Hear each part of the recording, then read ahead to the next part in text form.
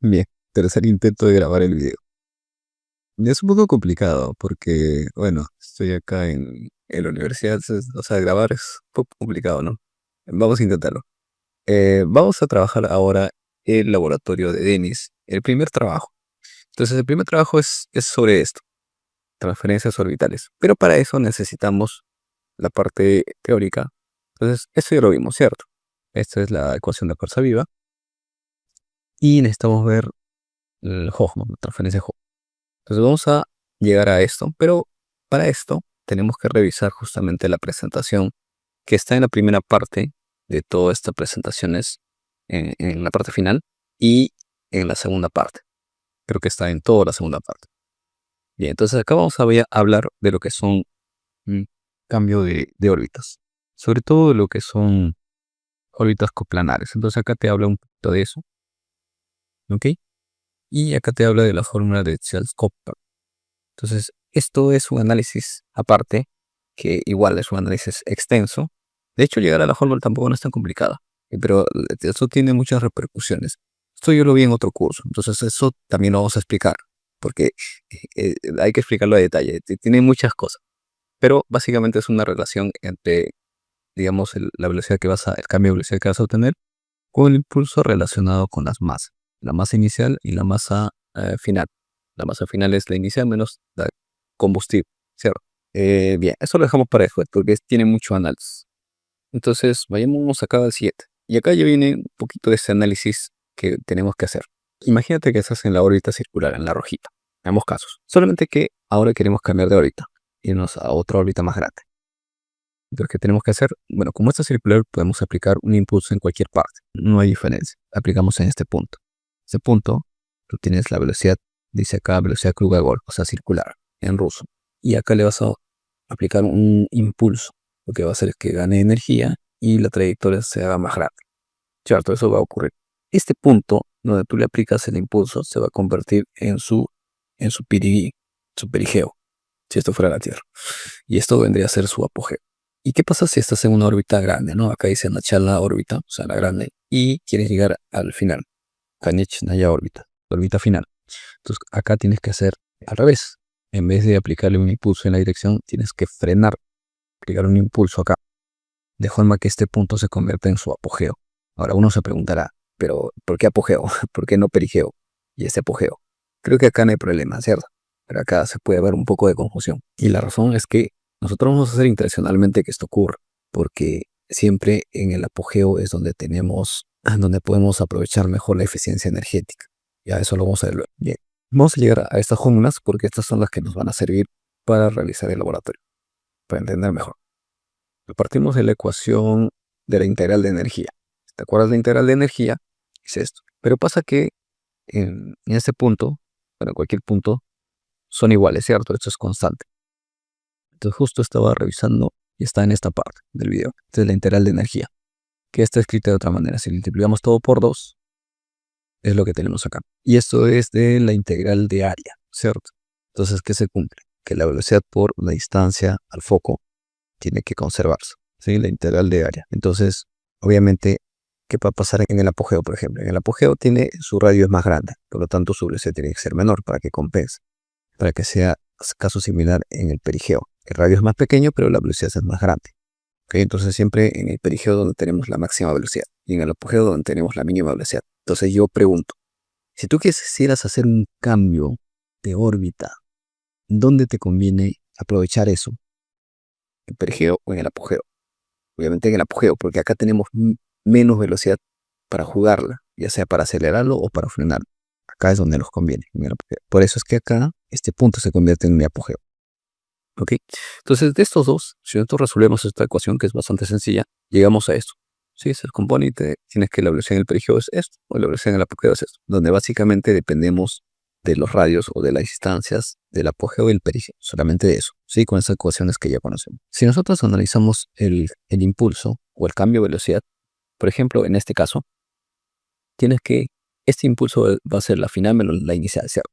La final va a ser cuando este sea la elipse grande, o sea que este punto sea el perigeo, ¿sí? La final, perigeo, menos la inicial.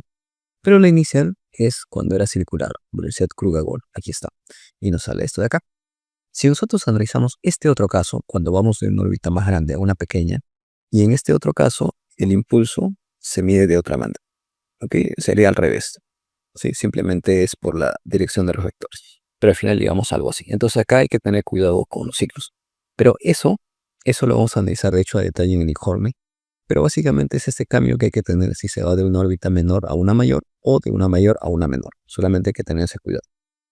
Bien, acá no aporta mucho. Te dice que para que se dé ese cambio de órbita, pues tienen que cortarse, ¿no? Cuando tú hagas la elipse. Acá te mencionaba que hay dos, o sea, el cambio de órbita puede ser, si están en el mismo plano, coplanares, y si no están en el mismo plano, no coplanares. Eso te dice. ¿Qué más tenemos? Trayectorias entre órbitas circulares. Acá vamos a analizar el caso específico de las circulares. Y eso es muy útil porque normalmente muchos satélites se encuentran haciendo órbitas prácticamente, ¿no? Cuasi circulares, porque la excentricidad es muy pequeña, prácticamente cero.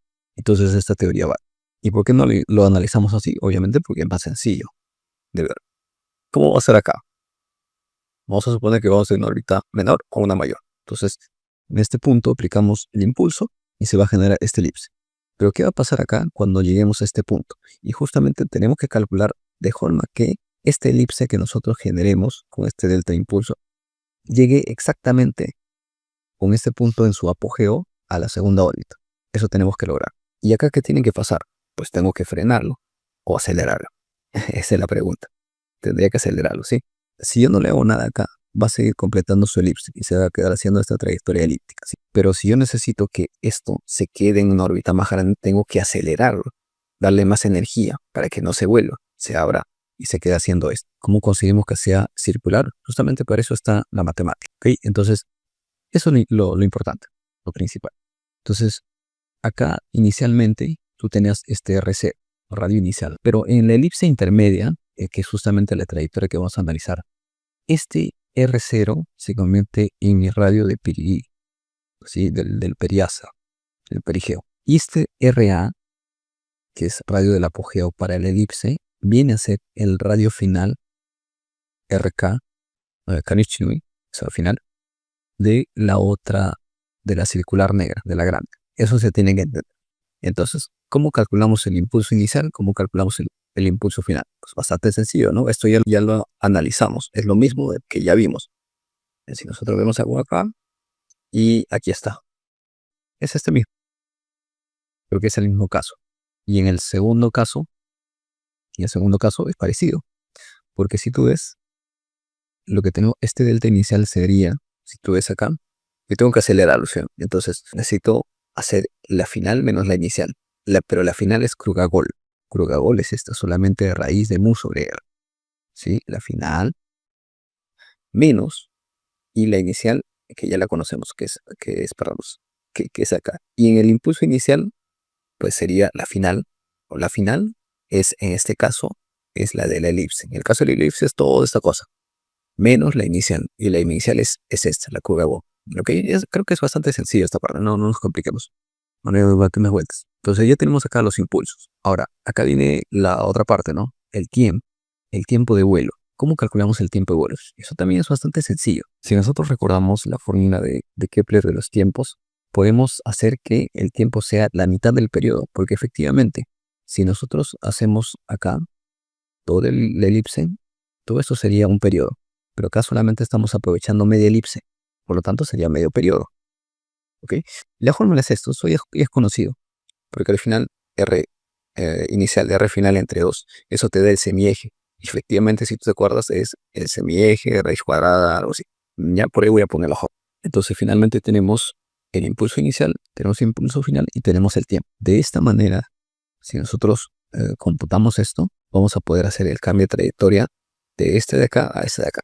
Y justamente a esto se le llama transferencia Hoffman, que la transferencia Hoffman es la más eficiente a nivel de energía. No hay algo más eficiente que la de Hoffman. Y la de Hoffman se utiliza muchísimo, se utiliza a cada rato. Lo utilizamos en satélite, lo utilizamos para llevar carga a la estación espacial, lo utilizamos para de la estación espacial pasar a otra órbita. De hecho, la estación espacial está bastante bajo.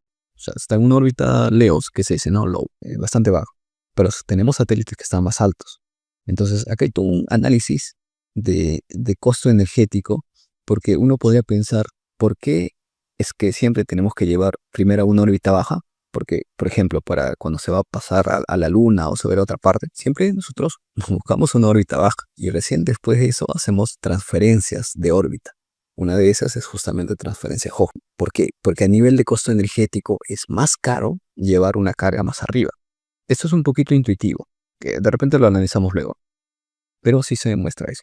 Entonces, bueno, acá termina esta presentación. Vamos a quedarnos en esta presentación. Mira, aquí está justo la fórmula que te mencionaba. El periodo es esto, ¿sí? Como nosotros queremos medio periodo, se va este 2 y nos queda esta relación. Pero el semieje lo podemos relacionar con los radios, porque al final eso es lo que nos va a interesar en esta parte, justamente estos radios. Esta suma entre 2, eso te da el semieje mayor, por eso utilizamos esta fórmula de esa manera. Con eso terminamos la presentación de Denis y este